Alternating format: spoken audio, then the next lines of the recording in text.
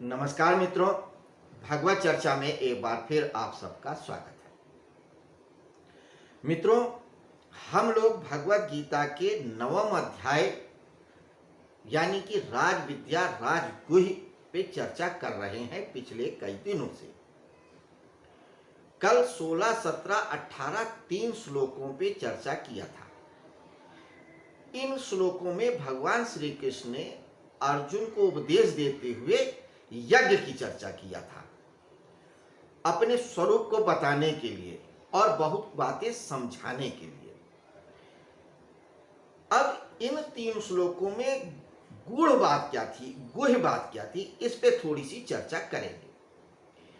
इस 16, 17, 18 3 श्लोकों में भगवान श्री कृष्ण ने ये कहा था कि मैं ही यज्ञ हूं, मैं ही स्वधा हूं, मैं ही कर्म हूं, मैं ही स्वाहा हूं, मैं ही भविष्य हूं।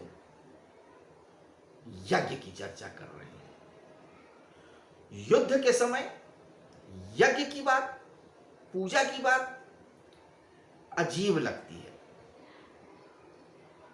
जब लोग मरने काटने पे उद्यत हो, तीर तलवार तन चुके हों, शंख नगाड़े बज चुके हों, उस समय यज्ञ और पूजा की बात वजह थी, क्योंकि यज्ञ जो है ये एक ऐसा कृत्य है जिससे समाज जुड़ता है। यज्ञ का अर्थ ये होता है कि आप के लिए एक कोई यजमान है और कोई पुरोहित है। अगर आप यजमान हैं, यज्ञ कराने वाले, तो जो यज्ञ कर रहा है वो पुरोहित है। पुरोहित अपने यजमान को प्रसन्न करना चाहता है, कुछ आशीर्वाद के द्वारा, कुछ करके, या जिसके लिए यज्ञ किया जाता है वो कुछ देता है। अगर मनुष्य देवताओं के लिए यज्ञ कर रहा है तो देवता उसको कुछ देते हैं बदले में। हम लोगों ने चतुर्थ अध्याय में देखा भी था, भगवान श्री कृष्ण कहते हैं कि जब ब्रह्मा जी ने सृष्टि किया था तो उन्होंने कहा था कि देवताओं, मनुष्य तुम देवताओं के लिए यज्ञ करो, उनको पुष्ट करो, देवता तुमको अन्न देंगे, जल देंगे, वर्षा देंगे, वो तुमको पुष्ट करेंगे। इस तरह से एक दूसरे का कार्य करेंगे, एक दूसरे को पुष्ट करो और संसार चक्र को बनाए रखो।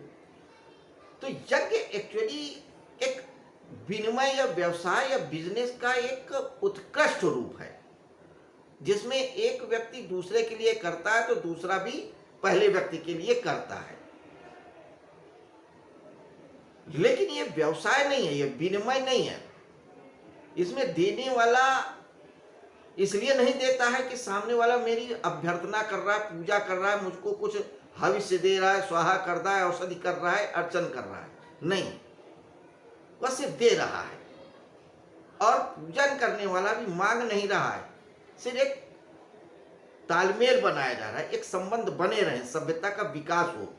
क्योंकि जब मनुष्य जंगलों से निकल के सभ्यता के ओर बढ़ रहा था तो विनिमय शुरू हुआ, मुद्रा तो थी नहीं, तो एक व्यक्ति दूसरे व्यक्ति के लिए खाट बुन देता था, क्योंकि वो खाट बुनना जानता है। दूसरा व्यक्ति अगर अनाज उगा रहा है तो वो उसको अपना अनाज देता है। ये व्यवस्था आज भी कई जगहों पे है, गांवों में दूर दराज के अभी भी व्यवस्था है। लोग एक वस्तु ले लेते हैं और दूसरी वस्तु दे देते हैं। समाज में भी है कि अगर आप किसी के लिए करते हैं तो दूसरा आपको आशीर्वाद दे देता है या कुछ न कुछ दे देता है प्रसाद के रूप में। ये यज्ञ ही है, विनिमय, सभ्यता का चलते रहने का एक आदर्श रूप में एक तरीका है, व्यवहार है यज्ञ। और ये समाज को एक दूसरे से जोड़े रहता है। यज्ञ में 5 प्रकार के कहे गए हैं। एक क्या होता है कि अगर कोई व्यक्ति अपने लिए भोजन अर्न करता है, कमाता है, तो वह दूसरों को भी खिलाए, परिवार को खिलाए, पशु पक्षियों को खिलाए, जानवरों को खिलाए, समाज को, पूरे सब को जोड़े। क्योंकि हमारे सनातन धर्म की अवधारणा थी वसुधैव कुटुंबकम, पूरी वसुधा, पूरी धरती परिवार है। तो आज भी संयुक्त परिवार में होता क्या था कि एक या दो व्यक्ति कमाते हैं, बाकी खाते हैं, और जो खाते हैं वो कमाने वाले के लिए कुछ ना कुछ करते हैं, सेवा भाव वगैरह करते रहते हैं। तो ये एक व्यवहार है, एक व्यवस्था है, जिसे यज्ञ कह सकते हैं। तो यहां पर अर्जुन को समझा रहे हैं कि जो तू युद्ध कर रहा है ये भी यज्ञ है। अगर तुम्हारे भाई अर्जुन, नकुल, सहदेव या और भी लोग यजमान है तो तू पुरोहित है।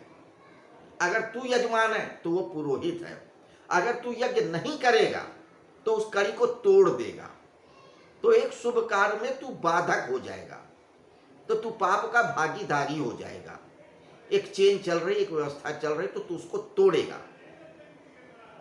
तो इसीलिए वो यज्ञ की बात कर रहे हैं कि जो अर्जुन कहते हैं दूसरे अध्याय में कि मैं पाप कर रहा हूं अगर अपने लोगों को मारता हूं, तो कहते पाप नहीं, तू यज्ञ कर रहा है, क्योंकि ये कृत्य, ये यज्ञ अब तेरे लिए निश्चित हो चुका है, प्रकृति ने निश्चित कर दिया है। तूने तो नहीं कहा था कि मैं युद्ध करूंगा, तूने तो बहुत कोशिश किया ना कि युद्ध ना हो। अभी भी वस्तुतः तू चाह ही रहा है कि युद्ध ना हो, लेकिन प्रकृति चाहती है कि युद्ध हो या आयोजन हो, तो तू उसमें बाधा मत बन। तो फिर तू यज्ञ ना करके, इस युद्ध को ना करके उसमें एक बाधक हो जाएगा यज्ञ में, और यही गलत होगा, यही पाप होगा। ये गूढ़ बात है, इसीलिए यज्ञ की बात कह रहे हैं। और अर्जुन के अंदर पाप बोध न हो, इसके लिए वो कह रहे हैं कि देख, यज्ञ में जो कुछ भी होता है, यज्ञ करने का कर्म हो, यज्ञशाला हो, जो हवन सामग्री दी जा रही है वो हो, स्वाहा जो शब्द कहा जाता है कि मैं अपनी ये खाद्य पदार्थ या अपनी चीज आपको अर्पित करता हूं, वो भी मैं हूं, तो भाव भी मैं हूं, और जो फल देने वाला है वो भी मैं हूं, फल पाने वाला भी मैं हूं। तो तू कहां है बीच में? तू खामखा अपने आप को बीच में ला रहा है।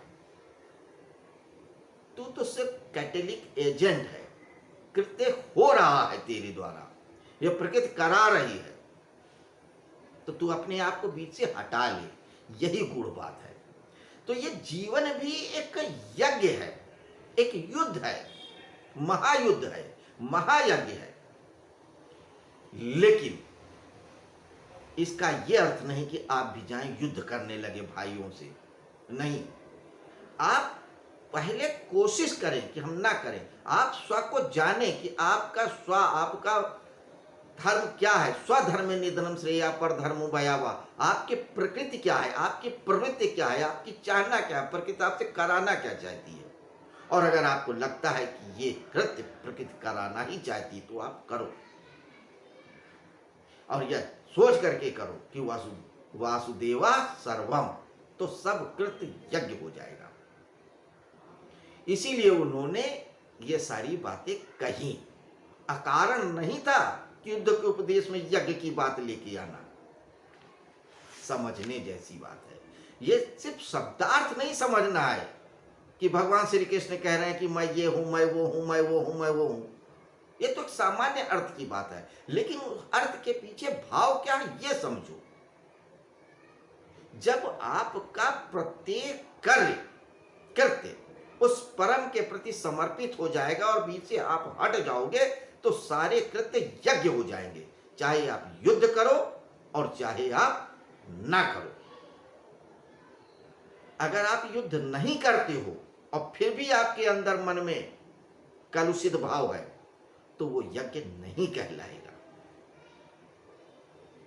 गूढ़ बात है, गुह बात है सरल बात, लेकिन समझते नहीं है हम लोग। इसी बात को आगे बढ़ाते हुए 19वें श्लोक में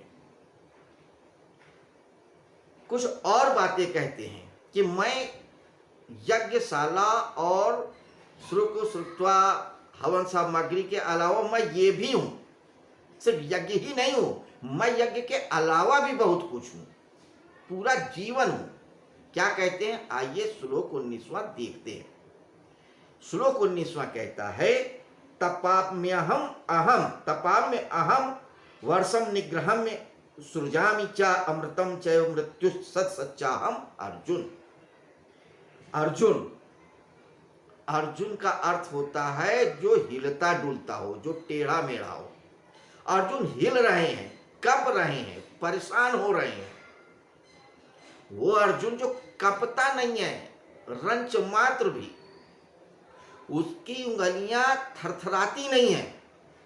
निशाना साध लिया तो गंतव्य पे जाएगा ही जाएगा, चाहे चलते चक्र में मछली की आंख क्यों ना हो। लेकिन इस समय वो हिल डुल रहे हैं, कप रहे हैं, इसलिए अर्जुन शब्द का इस्तेमाल किया है। कितनी चतुराई से एक एक संज्ञा को लेते हैं भगवान श्री कृष्ण। देखिए, ये कोई साधारण चेतना की बात नहीं होती है। जो हर समय लट रहता है वही कर सकता है। जो संपूर्ण को जानता है वही इतनी चतुराई, उतनी बुद्धिमत्ता, इतनी संपूर्णता से बात को रख सकता है। तो कहते हैं अर्जुन, तपाम्य अहम वर्षम निग्रह में सृजामि। हे अर्जुन, संसार के हित के लिए मैं ही सूर्य रूप से तपता हूं। जो सूर्य है ना, इसकी जो रोशनी है ये मैं ही हूं और संसार के लिए हूं, क्योंकि संसार की गति चलती रहे। अगर सूर्य आज बुझ जाए तो हम सब भी खत्म हो जाएंगे। सूर्य से ही जीवन है। तो ये सूर्य की तरह आज साहब मैं क्यों जल रहा हूं, क्योंकि संसार चक्र चलता रहे, ये यज्ञ चलता रहे। हमारा शरीर भी एक यज्ञशाला है जिसमें अग्नि जलती रहती है। जठराग्नि है, कामाग्नि है, ज्ञानाग्नि है, बहुत तरह की अग्नियां जलती हैं। यज्ञशाला में अग्नियां जलती है ना, तो ये शरीर भी यज्ञशाला है। इसमें अग्नियां जल रही हैं। काम की अग्नि है, विचार की अग्नि है, भाव की अग्नि है, ज्ञान की अग्नि है, लालच की अग्नि है, बहुत बहुत। और हम उसमें हविष्य डालते रहते हैं, कभी आपका कामनाओं का, कभी इच्छाओं का, कभी विचारों का, कभी भावों का, कभी कृत्यों का। तो ये सब जगह यज्ञ ही चल रहा है। ये सारा संसार ही समझ लो उस परम सत्ता का यज्ञ है। तो कहते हैं ये जो सूर्य तप रहा है, जल रहा है, ये मैं यज्ञ कर रहा हूं। उस यज्ञ की यज्ञ की अग्नि मैं ही जल ग्रहण करता हूं। हवन में जल से आचमन करते हैं तो वह जल भी मैं हूं, क्योंकि ये बहुत बड़ा आयोजन है, बहुत बड़ा यज्ञ है। तो एक दो आचमनी से नहीं चलेगा कि आपने अंजूरी में ले लिया और आचमन कर लिया, नहीं। बहुत बड़ा यज्ञ है तो बहुत सारा जल चाहिए। तो वर्षा के रूप में बरसना भी उस महान यज्ञ का आचमन ही है। और फिर उस जल को मैं ही वर्षा रूप में बरसा देता हूं। क्या कहूं, अमृत और मृत्यु तथा सत और असत भी मैं ही। इतनी सारी बातें बताने के बाद कहते हैं, हे अर्जुन, अब मैं और क्या क्या बताऊं। जितने भी विरोधाभास आपको दिखते हैं या तुम्हें दिखते हैं, वो सब विरोधाभास भी मैं हूं। चाहे जीवन देने वाला अमृत हो, चाहे जीवन लेने वाला विष हो, दोनों मैं हूं। सत भी मैं हूं और असत भी मैं हूं। यानी जो सच बात है वो भी मैं हूं और जो झूठ है वो भी मैं हूं। इन बातों से अर्जुन को समझाने की कोशिश कर रहे हैं कि तू हिल मत, कप मत, मैं ही सब कुछ हूं। ये संक्षेप में बताया है। अब अगला अध्याय जो हमारा विभूति योग रहेगा, उसमें तो उन्होंने अपने बारे में बहुत विस्तार से कहा है। जब 10वें अध्याय में आएंगे तो चर्चा करेंगे, लेकिन संक्षेप में भी उन्होंने संपूर्ण चीजों को बता दिया है कि मैं यज्ञ भी हूं, मैं यज्ञशाला भी हूँ, मैं जल भी हूँ, मैं सूरज भी हूँ, मैं चांद भी हूँ, मैं बीज भी हूँ, मैं आदि भी हूँ, मैं मध्य भी हूँ, मैं अंत भी हूँ, मैं मन भी हूँ, मन के पार भी हूँ। ये क्यों कह पा रहे हैं? और ये भारत या सनातन धर्मी विद्वान क्यों समझ पाए? समझिए जरा। पूरब का जो विद्वान है या जो ज्ञानी है, वो कहता है कि उस परम सत्ता को जब मन के पार जाओगे तभी जान पाओगे, क्योंकि मन क्या करता है, फिल्टर कर देता है। जैसे एक प्रिज्म से एक प्रकाश गुजरता है तो उस सफेद रंग का प्रकाश 7 रंगों में बट जाता है, तो मन एक प्रिज्म है। जब सारा पसारा पूरा ब्रह्मांड का पूर्ण सत्य मन के प्रिज्म से गुजरता है तो बट जाता है कई कई रूपों में, कई कई रंगों में, कई कई खंडों में, और पूर्ण सत्य मनुष्य नहीं जान पाता। आप दूर की बात करते हो, आप जमीन से देखो तो आसमान क्या नीला दिखता है, लेकिन अगर आप बादलों के पार जाओ तो नीलापन नहीं दिखेगा, क्योंकि अल्ट्रावायलेट किरणें सूरज की छनके आती हैं हमारे वायुमंडल से, जो पृथ्वी के चारों तरफ गैस है, हवा है, उससे जब फिल्टर होके आती है सूरज की किरणें, तो उसकी वजह से आकाश हमको नीला दिखता है। लेकिन इन बादलों के पार जाओगे तो नीला नहीं दिखेगा। ठीक ऐसे ही जब मन के फिल्टर से गुजर के आता है सत्य, तो कई भागों में बट जाता है, इसलिए मन पूर्ण सत्य नहीं जान पाता। और पश्चिम में क्या होता है, सत्य को जानने के लिए मन का ही प्रयोग करते हैं, मनन करते हैं, चिंतन करते हैं, चाहे सोक्रेटिस हो, चाहे हीगल हो, चाहे बर्ट्रैंड रसेल रहा हो, चाहे कोई भी रहा हो, सिर्फ विचार के तल पे करते, मन के तल पे। तो मन के तल पे तो पूरा सत्य फिल्टर हो जाएगा, कई कई भागों में बट जाएगा, पूरा सत्य जान ही नहीं पाओगे। इसलिए पश्चिम पूरा सत्य नहीं जान पाता है। पूरब क्यों जान पाया? क्योंकि वो मन को तो कूड़ा कहता मन के पार जाओगे तो ही सच देखोगे, मन की बात ही नहीं करता है, मन के परे जाने की बात करता है। तो कृष्ण जैसी चेतना तो मन के बहुत पार है, जहां मन पूर्ण हो जाता है उसके भी पार है, क्योंकि चंद्रमा की सभी कलाएं लेके आए हैं, मन के सारे रहस्यों को जान के आए हैं। तो जब वो युद्ध के स्थल पे भी यज्ञ की बात कर रहे हैं तो अकारण नहीं कर रहे हैं, सिर्फ एक सामान्य बात समझाने के लिए नहीं कह रहे हैं, एक गूढ़ बात बताने के लिए कह रहे हैं कि अर्जुन तू मुझे को सब समझ, सारे उदाहरण दे दिए कि इसमें भी मैं हूं, इसमें भी मैं, इसमें भी मैं, तो फिर पूछना ही मत कि भगवान आप किसमें नहीं हो, ये बताओ पहले, क्योंकि मैं सब में हूं तो मैं किसमें बताऊं कि किसमें नहीं हूं। मैं अभाव भी हूं, पूर्ण भी हूं, पूर्णतम भी हूं। यही गूढ़ बात है, यह रहस्य बात है। मित्रों, 16, 17, 18, 19 श्लोकों में हमने इस तरह से चर्चा करके भगवान श्री कृष्ण के वासुदेव यानी वासुदेवा सर्वम को कुछ कुछ जानने की कोशिश किया है शब्दों के माध्यम से। लेकिन अनुभव तो तभी होगा जब हम अपना आत्मा को जानेंगे, या अपनी आत्मा को जानेंगे अंदर उतर के, या मन के पार जाके, आत्म संयम योग करके। तो मित्रों, हम लोग मन के पार जाने की कोशिश करें, ध्यान में उतरने की कोशिश करें, उस ईश्वर को ही सब कुछ मानने की ही नहीं, जानने की भी कोशिश करें, तो ही हम सत्य को कुछ समझ पाएंगे, वरना हम भी अर्जुन की तरीके से हिलते कपते रह जाएंगे। तो खैर, आज की वार्ता हम यहीं समाप्त करते हैं। कल कौन सी गुह्य और गूढ़ बात भगवान श्री कृष्ण अर्जुन को बताते हैं 20वें श्लोक में देखेंगे कल की चर्चा में। तब तक के लिए आपसे आज्ञा चाहूंगा।